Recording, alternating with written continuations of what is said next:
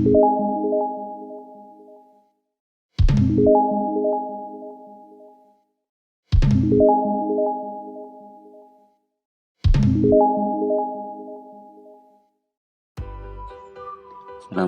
warahmatullahi wabarakatuh. Pada video kali ini saya akan bahas mengenai istilah dalam audit. Yang pertama yaitu tracking. Tracking yaitu menelusuri penanganan transaksi dari bukti, pencatatan, dan informasi. Contoh misal dalam pembelian material atau pengadaan material oleh divisi purchasing, kita bisa cek histori pembayaran serta bukti kwitansi yang dilampirkan untuk melihat secara keseluruhan apa saja yang tertuang dalam dokumen tersebut. Yang kedua yaitu opname. Opname yaitu perhitungan jumlah stok persediaan barang secara fisik dibandingkan dengan catatan pada sistem. Contohnya yaitu pengecekan jumlah material semen, hebel, cat, dan lain-lain yang ada di gudang ataupun warehouse. Kita bisa menanyakan kepada PIC dan kita bisa mengeceknya secara langsung, baik itu di dokumen dan juga yang ada di gudang, untuk memastikan kesesuaian data yang ada di fisik dan juga di sistem.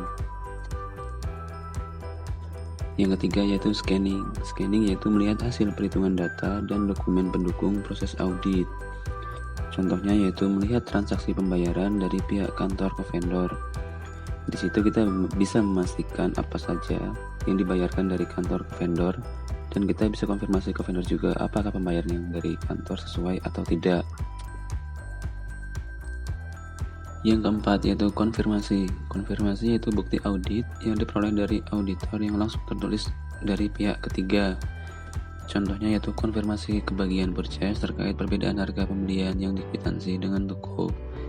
Kita bisa memastikan langsung dengan auditi ataupun dengan data yang kita dapat di lapangan untuk memvalidasi apa yang sudah dikeluarkan oleh finance apakah sesuai atau tidak dengan yang diajukan oleh auditi. Yang kelima yaitu analitis. Analitis yaitu evaluasi informasi keuangan dengan mempelajari hubungan antara data keuangan yang satu dengan yang lainnya.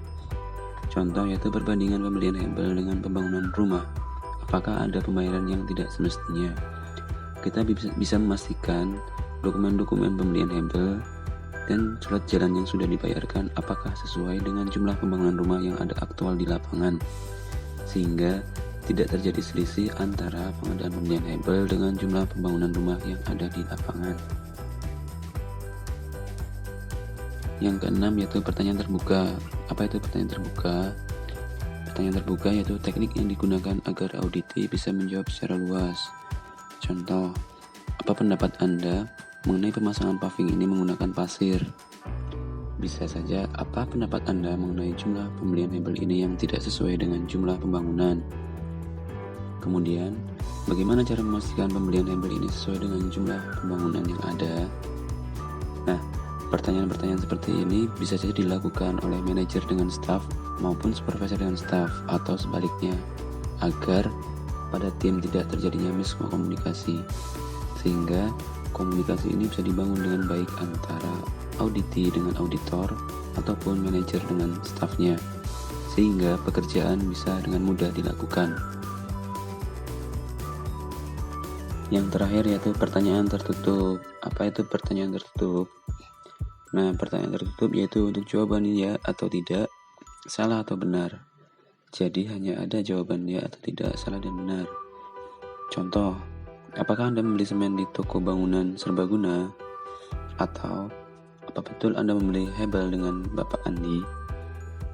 Nah, ini auditi hanya cukup menjawab ya atau tidak, salah atau benar, sehingga kita bisa tahu kebenaran yang ada di aktual lapangan. Apakah PIC tersebut membeli di toko tersebut, ataukah mengadakan barang tersebut dengan Bapak Andi atau misal dengan orang tertentu yang sudah dijanjikan. Nah, pertanyaan ini bisa saja dengan manajer dengan staff, auditor dengan auditi, atau sebaliknya, agar untuk mempertegas pekerjaan atau mempermudah pekerjaan sehingga tidak ada jawaban yang memutar-mutar dan jelas arahnya. Begitu juga sebaliknya, jika kita ingin mengetahui orang ini jujur atau tidak, kita bisa mengajukan pertanyaan seperti itu. Nah, sekian video pada kali ini. Terima kasih. Wassalamualaikum warahmatullahi wabarakatuh.